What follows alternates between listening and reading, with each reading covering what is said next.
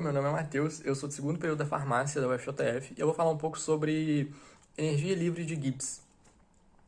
A energia de Gibbs, para a gente entender os conceitos dela e como o estudo dele é importante para a gente tem que voltar um pouquinho em termodinâmica, onde foi tratado na primeira e na segunda lei os conceitos de entalpia e entropia.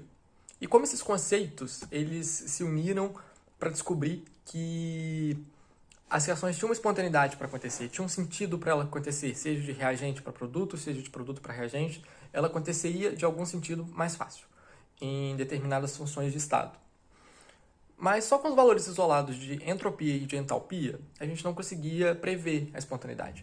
Por exemplo, eu tenho várias reações que são espontâneas, mas têm valores de entropia e entalpia com o mesmo sinal, ambas positivas ou ambas negativas, endotérmica ou exotérmica.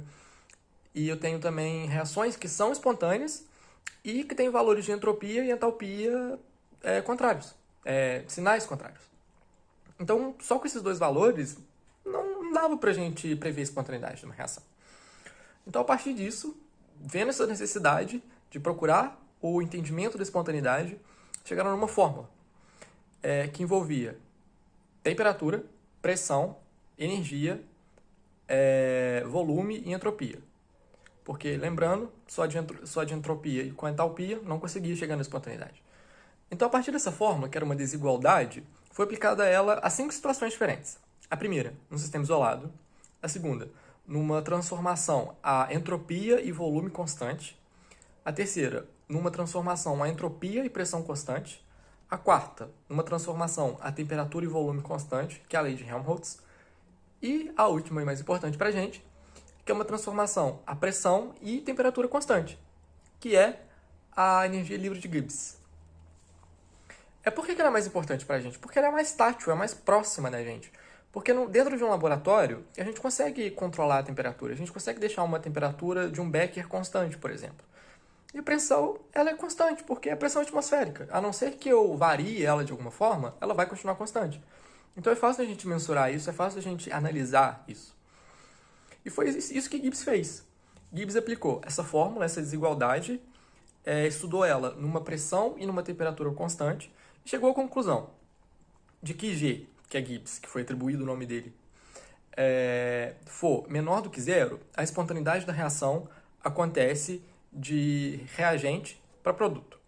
Se o G for igual a zero, quer dizer que a reação está em equilíbrio.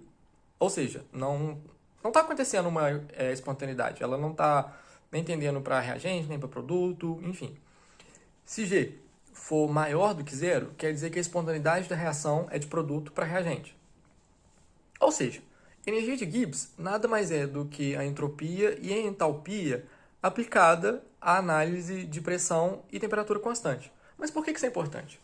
Por exemplo, eu preciso mensurar, eu preciso saber o prazo de validade de um medicamento, de um alimento.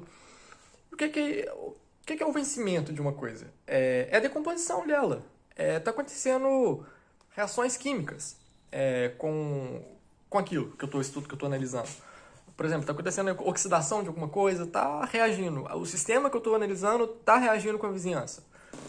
Então, eu preciso mensurar isso, eu preciso entender isso, eu preciso compreender isso. Por exemplo, se G fosse igual a zero daquilo que eu estou analisando, por exemplo, quer dizer que não está acontecendo reação química com a vizinhança, não está acontecendo reação química ali. Então, por exemplo, ela não estaria entrando em decomposição. Mas é difícil isso acontecer no externo, assim, que não seja um ambiente controlado, porque não dá para você ter temperatura constante num lugar, sem ser controlado. Então, a energia livre de Gibbs, ela também pode ser observada em termos de quantidade molar. Quando ela é analisada em termos de quantidade molar, é chamada de potencial químico, porque é quando a transferência de massa entre os reagentes. Por exemplo, ela está em potencial químico, por exemplo, para ficar mais estável. Ela começa a transferir massa, seja de produto para reagente, seja de reagente para produto, ela tem que se tornar estável. Então ela começa a transferir massa. E é disso que a energia de Gibbs passa.